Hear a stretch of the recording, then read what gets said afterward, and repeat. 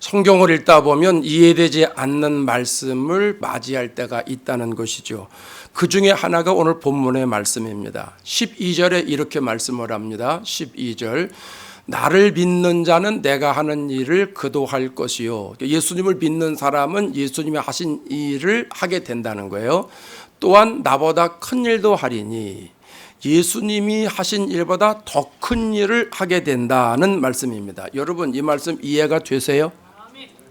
네, 저는 예전에 이 말씀은 제자들을 격려하기 위해서 주셨던 말씀이겠지, 이런 생각을 했습니다. 그렇지 않습니까? 한번 생각해 보세요. 우리가 어떻게 예수님이 하신 일을 할 수 있습니까? 예수님은 하나님의 아들인데 우리 인간이 어떻게 주님의 일을 할 수 있습니까? 예수님이 하신 일보다 더 큰 일을 할 수 있다. 이거는 제가 그 당시에는요, 이해가 되지를 않았습니다. 그래서 그냥 넘어갔습니다. 그냥 성경이니까 그런가 보다. 그러고 넘어갔는데 어느 날인가 이 성경을 읽는데, 제가 복음서 중에 요한복음을 굉장히 많이 읽었거든요. 그러니까 성경을 이렇게 보면 요한복음 밑에는요, 여기는 새카맣니다. 사도행전하고. 그 정도로 이제 성경을 많이 읽었는데 어느 날인가 성령께서 이 말씀을 읽는데 그러시는 거예요. 박 목사, 내가 거짓말하는 거 봤냐? 마음으로 그렇게 말씀하시는 거죠. 아니요. 근데 너는 왜 진실하게 안 믿어? 이 말씀을 안 믿는 거예요. 제가 예수님이니까 그냥 그러신 거지, 이를 생각했던 거거든요. 그래서 그때 신학교 다닐 때 배운 걸 다시 한번 상기해 봤습니다. 학자들은 예수님이 하신 일을 아주 한 절로 가지고 설명을 하는데 그게 마태복음 9장 35절입니다. 예수께서 모든 도시와 마을에 두루 다니사 그들의 회당에서 가르치시며, 예수님이 하셨던 일은 회당에서 가르치시는 사역을 했다라고 하는 거예요. 티칭 미니스트리라고 그러죠. 또 천국 복음을 전파하시며 전도하셨다는 거죠. 프리칭 미니스트리라고 말합니다. 모든 병과 모든 약한 것을 고치시니라, 치유 사역하셨다는 거죠. 힐링 미니스트리를 하셨다는 거예요. 그러니까 예수님이 이 세 가지 일을 하셨다고 학자들이 이야기를 하거든요. 근데 이 세 가지를 한 가지로 또 집약을 하면 예수님이 친히 말씀하셨어요. 마가복음 1장 38절에 이렇게 말씀합니다. 우리가 다른 가까운 마을로 가자. 거기서도 뭐 하리니? 전도하리니 내가 이를 위해서 왔노라. 내가 전도하기 위해서 왔다. 이 말씀 아니겠습니까? 그러니까 학자들이 얘기했던 가르치는 사역, 전도하는 사역, 치유하는 사역이 결국은 뭘로 하나로 통일이 돼요? 전도하는 사역으로 통일이 되는 거예요. 다시 말하면 전도하기 위해서 가르쳤고, 전도하기 위해서 복음을 전파하셨고, 전도하기 위해서 치유하셨다는 거예요. 그러니까 예수님이 하셨던 모든 일 한 가지로 말하면 영혼 구원이라는 거죠. 예수님은 영혼 구원하러 오셨고, 영혼을 구원하기 위해서 공생애를 사셨고, 영혼 구원하기 위해서 십자가에 달려 돌아가셨고, 영혼 구원하기 위해서 부활하셨다는 거예요. 이런 생각을 가지고서 사도행전을 보니까 베드로가 예수님처럼 일했더라고요. 베드로가 설교할 때 3,000명이 회개하고 5,000명이 회개하고 돌아오잖아요. 또 사도 바울도 보니까 사도 바울도 예수님처럼 했더라고요. 1차, 2차, 3차 전도 여행을 통해서 얼마나 많은 사람들을 구원합니까? 제자들은 분명히 예수님이 하셨던 일을 했고 예수님보다 더 큰 일을 하게 됐다라고 하는 겁니다. 예수님 말씀처럼 됐어요. 그렇다면 나도 예수님처럼 할 수 있겠구나 하는 생각이 들지 않습니까? 내가 능력이 있어서가 아니라 예수님이 능력을 주시기 때문이죠. 그러면 어떻게 하면 내가 예수님처럼 일할 수 있을까? 예수님이 하신 일을 더 큰 일을 할 수 있을까? 이런 생각을 하게 되지 않습니까? 오늘 본문에서 자세하게 설명을 해줍니다. 오늘 본문을 한 절 한 절 따로 떨어뜨려서 이해할 수도 있지만 오늘 본문의 말씀을 12절 말씀부터 17절까지를 하나의 테두리 안에 넣고 생각할 수도 있습니다. 저는 후자를 해석하려고 합니다. 그러면 주님이 하신 일을 우리가 어떻게 할 수 있느냐? 12절에 예수님께서 내가 한 일을 너희도 할 것이고 나보다 더 큰 일을 할 수 있다고 말씀하셨기 때문에 그럼 그 일을 하려면 어떻게 해야 되는지가 자세하게 나와 있거든요. 이렇게 본문을 해석하려고 하거든요. 틀리지 않습니다. 묶어서 해석하려고 그러는 거예요. 세 가지를 제가 생각을 해봤습니다. 첫 번째는 기도할 때 주님이 하신 일을 하게 된다는 겁니다. 13절을 보세요. 다 같이 읽습니다. 너희가 내 이름으로 무엇을 구하든지 내가 행하리니. 기도하면 주님이 하신 일을 하게 된다는 거예요. 베드로와 요한이 전도하기 위해서 예루살렘 성전에 올라가서 기도하잖아요. 그걸 우리는 호라의 기도 시간이라고 말하잖아요. 어쩌다 기도한 게 아니에요. 정기적으로 가서 계속 기도 시간에 기도했다라고 하는 것이죠. 그러던 어느 날 40년 동안 안진뱅이로 살았던 사람을 예수님의 이름으로 일으켜 세워주지 않습니까? 그거 예수님이 하신 일이잖아요. 베드로가 힘을 써서 한 게 아닙니다. 주님의 능력으로 그 일을 감당하게 된 것이죠. 그 베드로가 그의 영혼을 구원하지 않습니까? 또 사도행전에 가면 바울과 실라가 기도하는 곳을 찾다가 점치는 귀신 들린 여종을 만납니다. 이 여종이 자꾸 방해하니까 그 귀신을 쫓아내버립니다. 근데 그것 때문에 감옥에 갑니다. 감옥에 가서 원망 불평하지 않습니다. 기도하고 찬양합니다. 그런데 어느 시간에 하나님이 역사하죠. 지진이 일어납니다. 감옥문이 열립니다. 결국 간수를 전도하잖아요. 그의 가족을 구원시키지 않습니까? 사도들은 전도하기 위해서 영혼 구원하기 위해서 기도했다라고 하는 거죠. 사도들은 기도하는 일을 그 어느 것보다 앞서지 않았다라고 하는 거예요. 그래서 예수님께서는 기도가 중요하기 때문에 14절에 반복해서 말씀하는 거예요. 내 이름으로 무엇을 구하든지 내게 구하면 내가 행하리라. 여기서도 구체적인 건 뭐냐면 예수님이 하신 일을 우리가 구하면 예수님께서 그 일을 할 수 있도록 우리들에게 역사해 주신다. 그런 말씀입니다. 여러분, 예수님이 하신 일을 하기 위해서 왜 기도하라고 예수님께서 말씀을 하실까요? 우리가 잘 아는 얘기입니다. 전도라는 거는요, 영적인 방해가 있어요. 마귀의 방해가 얼마나 심각한지 몰라요. 여러분 보세요. 전도가 뭐예요? 에베소서 5장으로 표현하면 어둠에서 빠져나오게 하는 게 전도예요. 육신의 생각에 지배를 받고 있는 사람을 성령의 생각에 지배를 받고 있는 사람으로 만드는 게 전도예요. 마귀의 자녀로 살아가는 사람을 하나님의 자녀로 살아가도록 만드는 게 전도란 말이죠. 지옥에 갈 사람을 천국에 가도록 바꿔주는 것이 전도라는 말이죠. 여러분, 마귀의 사명이 있죠. 오늘 우리의 사명도 있지만 마귀의 사명이 있어요. 마귀의 사명은 뭐냐면 예수 믿는 사람 타락시켜서 붙잡고 끝까지 지옥 가는 게 마귀의 사명입니다. 그럼 여러분, 마귀에 속해 있는 사람을 데려오려고 합니다. 그 사람을 예수 믿게 하려고 합니다. 예수님의 생명을 그 속에 넣어줘서 그가 하나님의 자녀의 권세를 가지고 이 땅에서 성령의 인도함을 받고 살아가다가 천국에 가도록 우리가 만들잖아요. 자, 마귀 입장에서 자기가 이렇게 데리고 있는 사람들인데 이 사람들이 자기 이 울타리를 빠져나갑니다. 그래서 교회 갑니다. 예수 믿고 구원받습니다. 그럼 마귀가 가만두겠습니까? 가만둘 리가 없지 않습니까? 마귀의 지배를 받던 사람이 예수를 믿으려고 하면은요, 어떻게 해서든지 방해한다는 거예요. 수단과 방법을 가리지 않고 미혹하고 유혹하고 거짓말시키고 넘어지게 한다는 거예요. 이게 영적인 방해라는 거예요. 전도만 영적인 방해가 있는 게 아닙니다. 우리의 일상생활에 가만히 보면 마귀의 방해가 얼마나 많은지 몰라요. 큰맘 먹고 내가 성경을 한번 읽어봐야지. 그러고선 책상에 앉아가지고 성경을 딱 펴서 읽습니다. 한 페이지를 못 넘어갑니다. 하다가 아이고 갑자기 목이 마르네. 물 좀 마시고 와야지. 그리고 쫙 줄줄줄에 가가지고 물 한 잔 딱 마시고 이제 마음 가다놓고 다시 성경 읽어야지. 반 페이지를 읽다가 왜 갑자기 그 사람이 생각이 나지? 전화해볼까? 궁금해. 무슨 일이 있을까? 그리고 수화기 들고 전화하다가 10분, 20분, 30분 가다가 성경은 다 까먹습니다. 그렇게 우리가 속은 적이 한두 번입니까? 여러분은 속으셨을지 모르지만 저는 여러 번 속았습니다. 마귀의 방해는요, 부모 역할을 잘 감당하려고 할 때도 방해합니다. 자식의 역할을 잘 감당하려고 할 때도 방해합니다. 효도하려고 할 때도 방해합니다.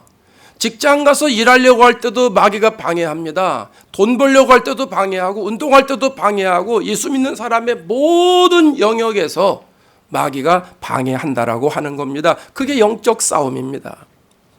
여러분, 우리가 주님이 하신 이 일을 할 때에 마귀가 방해한다는 걸 기억하시기를 바랍니다. 그래서 마귀의 방해를 이겨나갈 수 있는 방법은 영적 능력을 받는 방법밖에 없는데 그거는 기도밖에 없다는 거예요. 그래서 주님이 기도하면 주님이 하신 일을 하게 된다. 주님이 그렇게 만들어 주시겠다. 보장되어 있는 말씀이에요. 한국이나 미국이나 전도 열심히 하는 분들 있지 않습니까? 그러니까 많이 하는 분들은 뭐 전도 왕이다 뭐 이런 별칭을 붙여주기도 하는데 공통점이 있어요. 그분들은 기도로 시작한다는 거예요. 영적인 싸움을 너무 잘 알기 때문에 그들은요 얼마나 열심히 기도하는지 몰라요. 열심히 기도하고 나아가서 전도합니다. 열심히 기도해서 마귀의 방해를 물리치는 것이죠. 그때 하나님이 역사해 주시다라는 것이죠. 우리 교회는요 앞으로 기도를 많이 하는 교회로 만들어질 겁니다.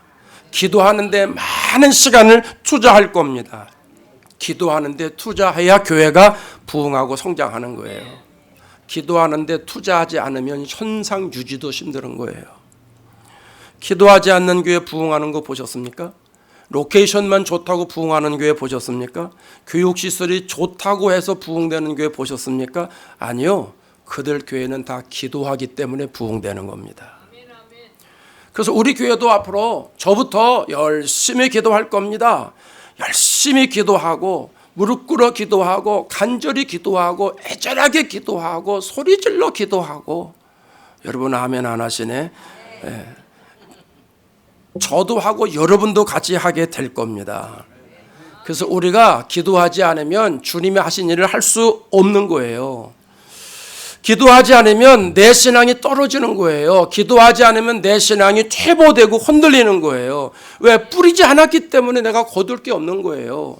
공짜 심보가 어디 있습니까? 공짜가 어디 있습니까? 우리 교회는 그래서 기도해서 주님이 하신 일을 감당할 수 있는 은혜가 있기를 바랍니다. 상반기에도 한번 전도 축제 주일이 있을 것이고 하반기에도 한번 전도 축제 주일이 있을 것인데 그것이 광고가 나가기만 하면 저와 여러분들이 한 마음으로 기도하셔서 참여하시기 바랍니다. 기도하면 우리 교회도 주님이 하신 일을 하게 될 것이고 주님이 하신 일보다 더 큰 일을 하게 될 줄로 믿습니다. 두 번째로는 주님이 하신 일을 어떻게 할 수 있는가? 주님을 사랑할 때 하게 됩니다. 주님을 사랑할 때 15절을 보세요. 15절 너희가 나를 사랑하면 나의 계명을 지키리라 이렇게 설명을 합니다. 사랑하는 사람이 생기면 어떻게 됩니까? 많은 사람들의 공통점 사랑하는 사람이 생기면요 그렇게 말을 잘 들어요. 사랑하는 사람의 말을 그렇게 잘 들어요. 가기 싫다고 그래도 사랑하는 사람이 가자 그러면요 쫄래쫄래 따라갑니다. 입맛이 없어도요 사랑하는 사람이 먹고 싶다 그러면 같이 가가지고 같이 먹어줍니다. 사랑하는 사람이 화장을 이렇게 하면 이쁘다 그러면 그 사람은 이렇게 합니다. 화장을. 헤어스타일을 이런 식으로 하자 그러면 난 이런 식이 좋아 그러면요 그 사람은 그런 식으로 헤어스타일을 하고 다닙니다. 왜 그래요? 사랑하는 사람이 많으니까. 가끔 미녀와 야수 같은 연인들이 있습니다. 공통점이에요. 사랑하니까 미녀와 야수가 하나가 되는 거예요. 사랑의 공통점이 바로 거기에 있다는 거죠. 사랑하면 말을 들어요. 예수님을 사랑하면 예수님의 말을 듣습니다. 주님을 사랑하는 사람이 예수님의 계명을 지키게 되어 있는 겁니다. 그러면 주님의 계명이 뭘까요? 가장 중요한 계명, 예수님이 유언처럼 여기시고 유언하셨던 계명이 뭐예요? 마태복음 28장에 나오지 않습니까? 지상 대명령이라고 하는 거 나오잖아요. 28장 19절 20절 외우시는 분 있을 거예요. 한번 다 같이 읽어봐요. 너희는 가서 모든 민족을 제자라 삼아 아버지와 아들과 성령의 이름으로 세례를 베풀고 내가 너희에게 분부한 모든 것을 가르쳐 지키게 하라. 아멘. 전도해서 영혼 살리라 하는 것이 주님이 우리에게 주신 지상 대명령 아닙니까? 이 명령을 어떻게 지킬 수 있느냐? 주님을 사랑하면 지키게 된다는 거예요.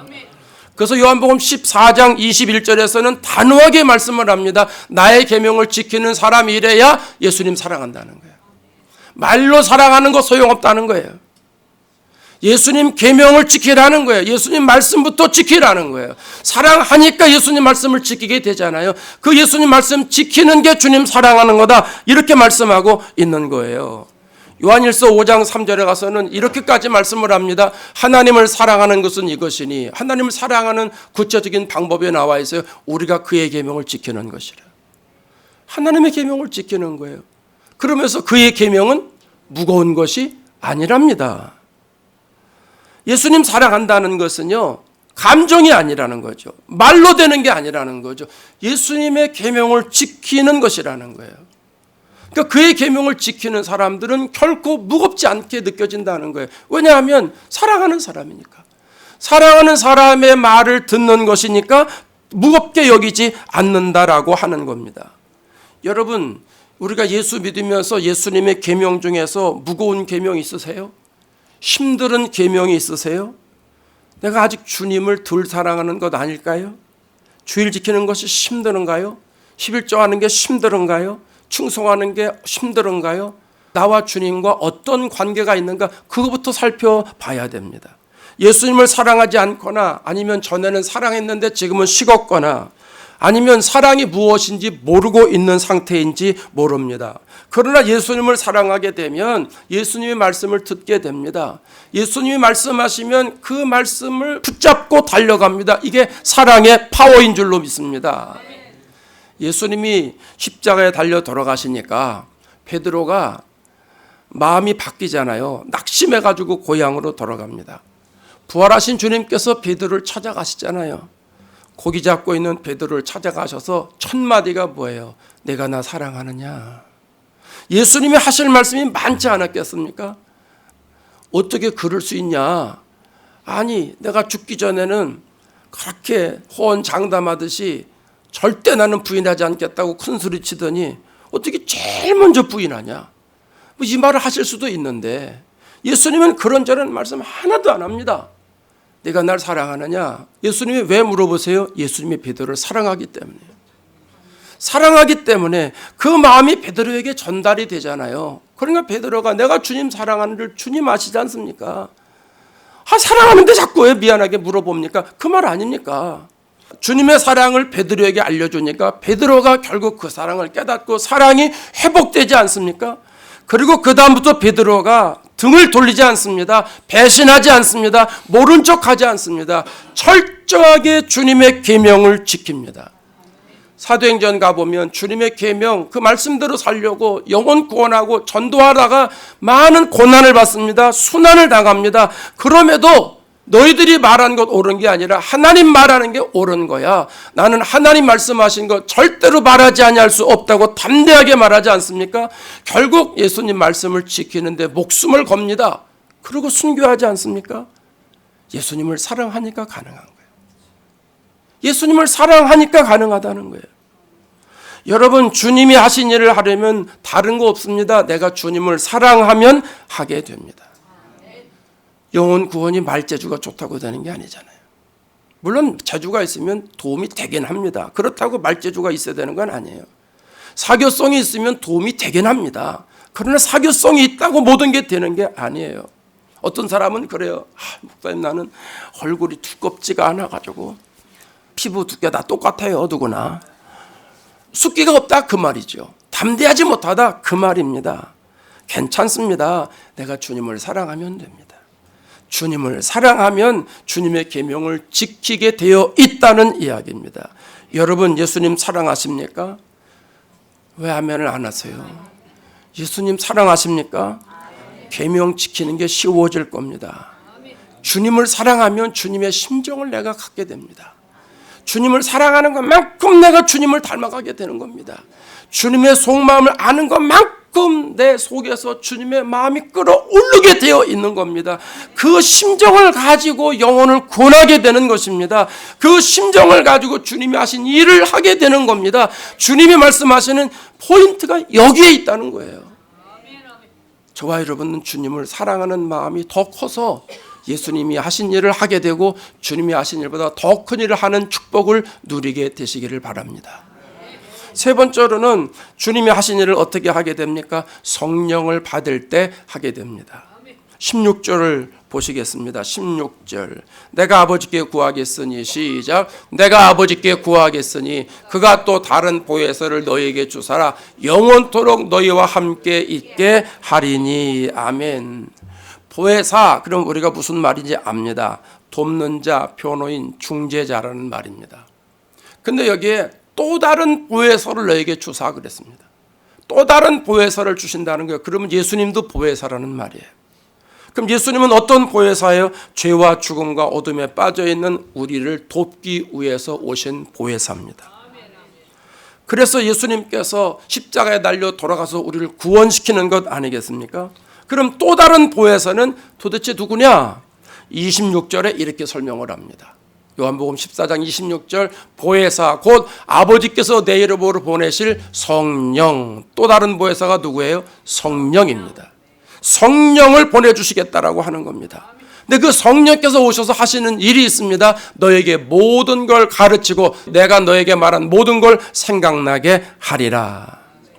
또 다른 보혜사는 성령인데 그 성령이 오셔서 우리를 도와주시겠다는 거예요. 어떻게 도와주세요? 모든 걸 가르치며 도와주시겠다는 거예요. 예수님이 제자들에게 설교하시면서 그런 얘기를 하셨어요. 앞으로는 이제 고난을 받을 것이다. 이제 고난을 예고하시는 거예요. 사람들이 너희를 권세 있는 자 앞으로 끌고 갈 거야. 그럼 제자들이 좋아할 리가 없죠. 그럼 권세 있는 자 앞에 가서 뭐 부들부들 떨면서 있을 거 아니겠습니까? 그럼 제자들 생각에 이제 그림이 그려질 거 아니겠어요? 우리가 예수님이 안 계시면 말씀을 증거하다가 붙잡혀가지고 권세 있는 자 앞에 가가지고 있으면 야, 그럼 우리가 그때 어떻게 해야 돼? 그럼 그때는 무슨 말 해야 돼? 막 염려하고 있던 모양입니다. 그래서 예수님이 그들의 마음을 척 아시고 누가복음 12장 12절에 이렇게 말씀을 합니다. 마땅히 할 말을 성령이 곧 그때 너에게 가르치시리라 하시니라. 언제 어디서든지 그때에 마땅히 해야 할 말을 성령이 가르쳐 주셔서 그 말을 하게 된다는 말입니다. 오늘 본문하고 연결시켜 보면 전도할 때 할 말을 가르쳐 주신다는 거예요. 어떤 말을 해야 될지 모를 때 있잖아요. 전도는 하긴 해야 되겠는데 저 사람에게 어떤 말을 해야 될지 모르겠어요. 이걸 그냥 보여줬으면 좋겠는데 이걸 어떻게 말로 표현하려니까 이게 숫기가 없어서 그러는 게 아니라 내가 뭐 논리적이지 않아서 그러는 게 아니라 어떤 말부터 꺼내야 될지 모를 때 있어서 그러는 거예요. 맞는 얘기예요. 왜 그러냐 하면 전도하다 보면 그 사람의 여건과 상황과 환경과 그 사람의 뭐 성품과 그 사람의 영적인 부분 이런 모든 걸 다 파악하면서 말을 해야 되거든요. 그냥 건성건성 말할 수가 없습니다. 그 사람의 속을 꿰뚫어 보면서 말을 해야 됩니다. 관계전도에 있어서는 대부분 그 사람과 친교를 나누지 않습니까? 그리고 그 사람을 또 직접 전도하기 위해서라도 계속 만나서 차도 마시고 대화도 하고 밥도 사주고 시장에도 가고 이렇게 하지 않습니까? 그러면서 그 사람을 알아가는 거 아니에요? 그게 그 사람의 영적 상태를 관심 갖고 관찰 갖는 기간이거든요. 그걸 해야 되는 거죠. 이 사람이 어디에 관심이 있는지 그걸 알아야죠. 캐치를 해야죠. 이 사람이 교회 다녔던 사람인지 아니면 전혀 안 다니는 사람인지 그런 것들을 우리가 파악을 하면서 이 사람은 이런 방법으로 전도를 해야 되겠구나 하는 생각을 갖게 되지 않습니까? 그걸 성령이 알려주신다는 겁니다. 나는 그 사람의 영적 상태를 모를 수도 있지만 성령께서 나에게 지혜를 주심으로 여러 대화를 통해서 깨닫게 하시는 것을 알려주시는 거죠. 그래서 그 성령이 알려주시는 것 가지고 이야기를 하게 되는 거예요. 그래서 전도 잘하는 사람들은요, 어쩜 그 말을 잘하는지 몰라요. 근데 그 사람이 입에 그냥 너무 달변이라 그런 게 아니라 열심히 기도하니까 하나님이 그 사람에게 맞는 말씀을 주시는 거예요. 하나님의 지혜를 그 사람에게 주셔서 이 사람에게는 이런 방법으로 접근해라. 이 사람은 이런 말해라. 자꾸 알려주시는 거예요. 그래서 전도하기 위해서 기도하는 거예요. 열심히 기도하면서 하나님, 내가 오늘 누구를 만나야 되는데 또 만나러 나가는데 그 사람에게 할 말을 주세요. 어떤 말을 하면 되겠습니까? 어떤 말을 해야 그 사람 심령 속에 그 말씀이 꽂혀지겠습니까? 이렇게 기도하는 거예요. 기도할 때 성령이 알려주신다라고 하는 것이죠. 또 성령께서는 오셔서 생각나게 하신다 그랬어요. 생각나게 하셔서 우리가 전도하는 것을 도와주신다라고 하는 것이죠. 빚 받을 거 생각나고 돈 뭐 잃어버린 거 생각나고 뭐 이런 거 생각나게 하시는 분이 아닙니다. 물론 때로는 그런 거 있을 때 생각나게도 해 주십니다. 전화기 어디 갔지? 전화기 어디다 뒀나? 하나님 전화기를 어디다 뒀나? 깜빡깜빡 하는데 하나님 어디 있어요? 이런 건 기도할 때 하나님이 또 알려주실 때가 있어요. 잊어버렸을 때 가끔 그런 거 있잖아요. 손에 전화기를 두고 내 전화기 어디 갔지? 내 전화기 어디 갔어? 막 이럴 때도 있다고 누가 그럽디다. 연숙국에서. 예. 이런 일 안 하시기를 바랍니다. 아멘 하는 분만 그렇게 돼.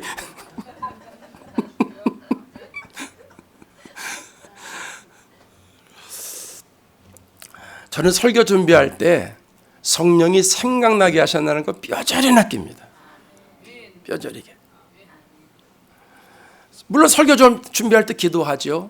그 주중에 기도하고 성경 읽고 쭉 하다가 이번 주는 이러이러한 말씀을 전하면 되겠구나 하고선 설교 준비 마무리를 이제 토요일 날 타이핑을 쭉 하지 않습니까?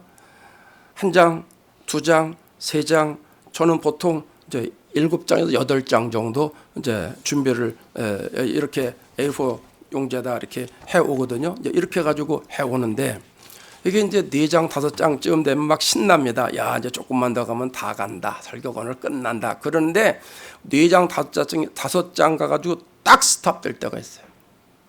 더 이상 진도가 안 나가요. 더 이상 진도가 안 나가서 1시간을 가도 진도가 안 나가고 2시간을 가도 진도가 안 나갑니다. 이게 무슨 사인이에요? 방향이 잘못됐다는 거예요. 본문의 말씀의 방향, 박 목사 너 그렇게 설교하면 안 돼. 이번 주는 이렇게 설교해야 돼. 주님이 막으시는 거예요. 그럴 땐 어떻게 돼요? 방법 없어요. 다 버리고 다시 해야지. 처음부터 그 본문을 가지고 왜? 방향이 잘못됐다니까. 본문이 잘못된 게 아니에요. 주보 다 나왔는데 뭐 어떡하겠어요. 본문이 잘못됐다는 게 아니라 방향이 잘못됐으니까 방향을 바로 잡으라는 거예요. 그러면 처음부터 다시 해요. 여러분 신기하게 하나님이 방향을 알려주신 대로 쫙 가면은요 1장, 2장, 3장, 4장, 5장, 6장, 7장, 8장이요 그냥 지나갑니다. 저는 독수리 타법 쓰는 사람이에요. 뇌수술 받아가지고 왼쪽 손발이 아직도 손이 이게 다릅니다. 오른쪽은 잘 되는데 옛날에 피아노 치다가서 이것 때문에 못 쳤습니다. 기타 치다가도 이것 때문에 못 쳤고. 그러니까 뭐 이 손이 어쨌든 그런데 그래서 정상적인 타이핑을 못 합니다. 저는 그 타이핑 설교 준비하는데 보통 5-6시간 동안 앉아서 쳐야 됩니다. 근데 그게 순식간에 갑니다. 어느 때 가능한 거예요? 성령이 생각나게 해주실 때. 성령이 이렇게 도와주시는 거예요. 전도할 때도 마찬가지라는 거죠. 보혜사 성령은 예수 믿는 사람들이 전도할 때 그렇게 말씀해 주시고 그렇게 도와주시는 거예요. 그래서 영혼의 생명이 그에게 그대로 전달이 될 수 있도록 도와주신다는 거예요. 여러분 성령을 받을 때 주님이 하신 일을 하게 된다는 건 너무너무 소중한 거예요. 왜냐하면 오늘 본문의 말씀의 핵심일지도 몰라요. 주님이 하신 일을 하려면 제가 첫째, 둘째, 셋째를 말씀드렸는데 본문에 13절부터 그렇게 나와 있기 때문에 그렇게 말씀을 드린 건데 이 본문의 말씀을 다 하나의 말씀으로 정리를 하면 어떻게 하면 주님이 하신 일을 할 수 있는가? 성령 받으면 된다라고 하는 거예요. 오늘 본문 말씀을 제가 다시 한번 정리를 해보면요 15절부터 가면 이렇게 계속 반복되는 말씀이 있어요. 너희가 나를 사랑하면 나의 계명을 지키라 그랬어요.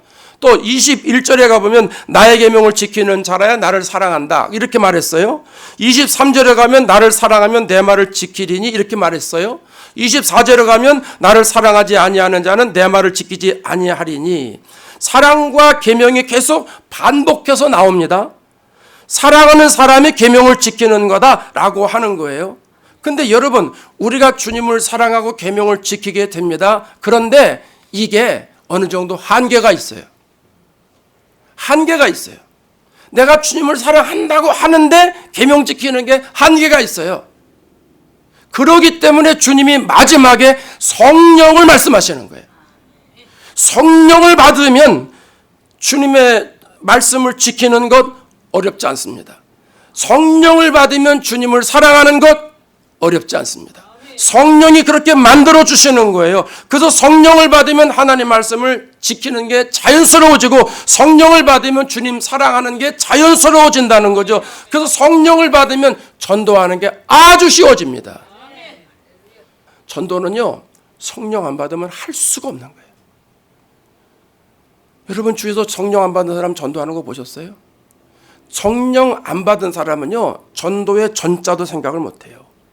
그래서 주님이 하신 일을 우리가 잘 감당하려면 다른 것도 없습니다. 세 가지 중에 한 가지만 해도 돼요. 가장 핵심적인 거, 그게 성령을 받는다라고 하는 겁니다. 하나님의 힘으로 가능하다, 이 말씀 드리려고 그러는 거예요.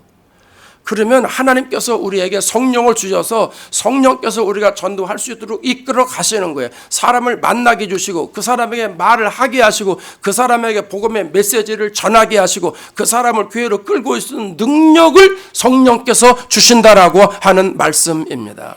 그런 의미에서 예수 믿는 사람들은요, 성령 받는 것이 필수 중에 필수인 줄로 믿습니다. 그래서 요한복음 20장에 예수님이 부활하셔가지고 명령형으로 말씀하잖아요. 성령을 받으라 말씀하잖아요. 그래서 성령을 받기 전에는 움직이지도 말라고 말씀하잖아요. 누가복음에 가면 하늘로부터 성령이 임할 때까지 이 성에 머물러 있으라고 그러잖아요. 성령을 받고 일하라잖아요. 사도행전 1장 8절에서 오직 성령이 너에게 임하시면 권능을 받고, 성령이 임할 때 성령의 권능과 능력을 받고 예루살렘과 유대와 사마리아와 땅끝까지 이르러 주님의 증인되라, 전도해라, 이렇게 말씀하고 있지 않습니까? 그래서 오늘 우리들도 성령을 받아야 주님이 하신 일을 하게 되고, 성령을 받아야 주님을 사랑하게 되고, 성령을 받아야 주님이 하신 일보다 더 큰 일을 하게 된다는 말씀입니다. 여러분, 매주일마다 예배 드릴 때마다 성령을 사모하십시오. 새벽 예배 드릴 때도 성령을 사모하십시오. 길을 걸어갈 때도 성령을 사모하십시오. 늘 주님과 교제를 나눌 때, 성경을 읽을 때, 기도할 때 어떤 순간이든지 성령님 나에게 와 주옵소서, 성령님 나에게 임재해 주시옵소서, 성령님 부활하신 예수님이 내 안에 들어오도록 도와주옵소서. 성령께서 나의 주인이 되시기를 원합니다. 나를 통치해 주십시오. 성령님 나를 이끌어 주십시오. 이런 기도가 있어야 됩니다. 그렇게 성령께서 내 안에 임재하시면 그 다음부터는 성령이 나를 마음껏 끌고 다니십니다. 성령이 내 안에 임재하시면 성령이 사용할 때 편리한 사람이 됩니다. 성령이 말씀할 때 그냥 순종하는 사람이 됩니다. 그러면 성령이 그 다음부터 주님이 하신 일을 하게 만들고 주님보다 더 큰 일을 하게 하신다는 거죠. 여러분, 얼마나 축복된 일입니까? 오늘 저와 여러분이 예수님 믿는 사람이잖아요. 우리 교회가 주님께 영광 돌리는 교회잖아요. 우리 교회가 앞으로 해야 할 일, 저와 여러분이 앞으로 해야 할 일, 예수님이 하신 일을 하는 겁니다. 예수님이 하신 일보다 더 큰 일, 더 많은 일을 하는 그 영광된 축복을 저와 여러분이 마음껏 누리시기를 주의 이름으로 축원합니다.